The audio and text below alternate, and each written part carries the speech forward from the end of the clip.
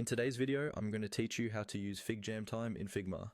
This is a quick but really handy feature that helps you keep track of time during workshops, brainstorming sessions, or any kind of collaborative activity inside FigJam.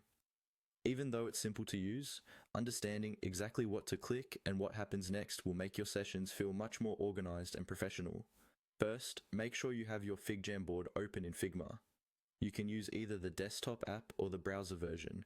The steps are the same. Once your board is open, look towards the top area of your FigJam interface. You should see a small time display, usually near the center or right side of the toolbar, depending on your layout and any updates Figma may have made. This time element is what you'll be interacting with. Go ahead and move your cursor over that time display and click on it. This click is essentially how you bring up the time controls.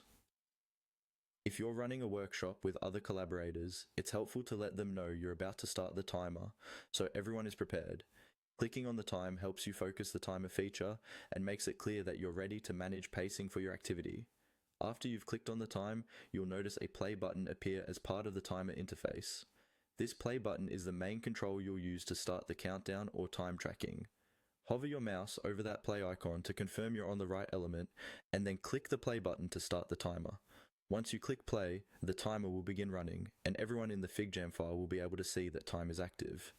This is really helpful for things like timed brainstorming, quick voting rounds, or giving people a set amount of time to complete an exercise. If you're facilitating, you might want to say out loud how much time people have and what they should focus on while the timer is running. If you need to pause or stop the timer, you can come back to the same area, where the play button may change into pause or stop controls, depending on how Figma has set it up in the latest version.